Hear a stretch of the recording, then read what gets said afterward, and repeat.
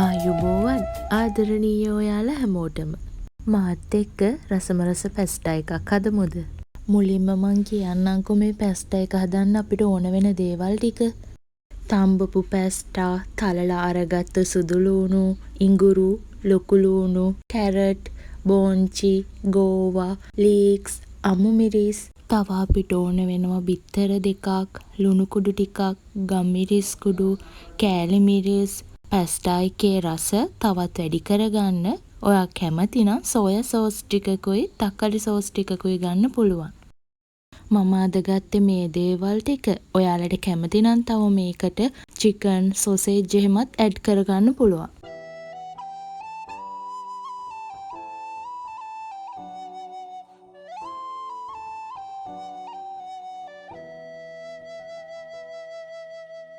මුලින්ම ලුණු ටිකකුයි පොල් තෙල් ටිකකුයි දාලා පැස්ටා එක තැම්බෙන්න තියෙනවා. පොල් තෙල් දැම්මහම පැස්ටා එක ඇලෙන්නේ නැති වෙන්න හදාගන්න පුළුවන්. දැන් අපි පැස්ටා එක හදාගමුකෝ. පොල් තෙල් ටිකක් දාලා තෙල් ටිකක් රත් වුණාම බිත්තර දෙක දාගන්නවා.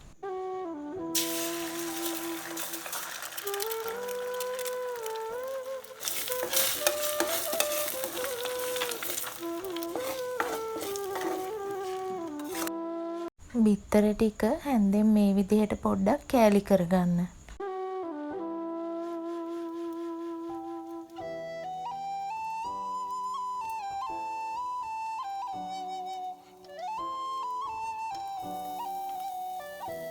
මුලින්ම ඉඟුරු සුදු ලූණු ටිකයි ලොකු ලූණු ටිකයි තෙලට දාගන්නවා.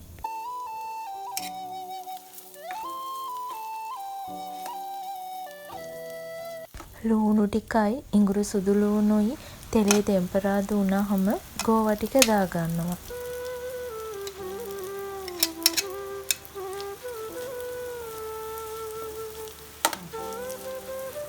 ගෝවා ටික දාලා ටික වෙලාවකට පස්සේ කැරට් ටිකයි අමු මිරිස් ටිකයි බෝංචි ටිකයි දාගන්නවා.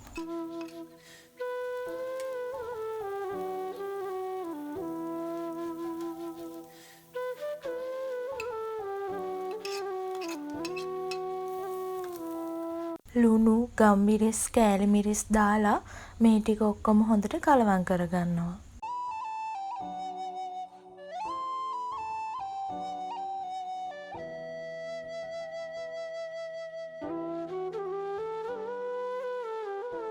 දැන් මම සෝයා සෝස් ටිකයි තක්කාලි සෝස් ටිකයි දාගන්නවා.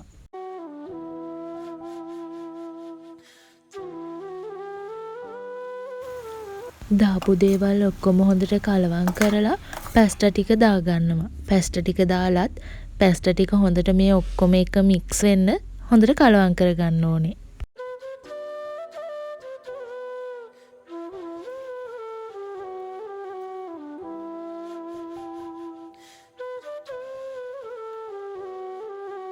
දැන් ඉතින් ඔන්න අන්තිමටම ලීක්ස් ටික දාගන්නයි තියෙන්නේ. ඔයාලත් මතක් කරලා ලීක්ස් ටික අන්තිමටම දාගන්න. නැත්තම් මේ ලීක්ස් ටික මැලවිලා ලීක්ස් වල තියෙන කොළ පාට නැතුව යයි. එතකොට ඉතින් පැස්ටා එකේ ලස්සන අඩු වෙනවනේ.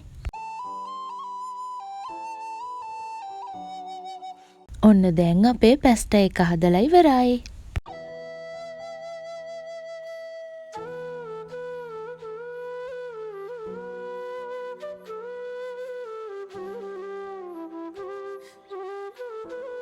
මේ පැස්ටා එක මං හදාගත්තේ රෑට කන්න. දැන් ඉතින් හස්බන්ඩ්ගේ ප්ලේට් එක තමයි මේ බෙදන්නේ.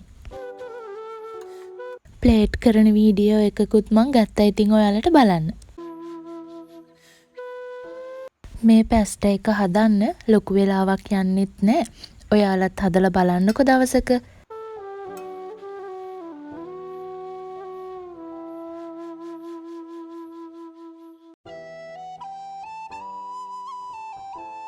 මාව අහගෙන බලාගෙන හිටියට ඔයාලා හැමෝටම ගොඩාක් ස්තුතියි.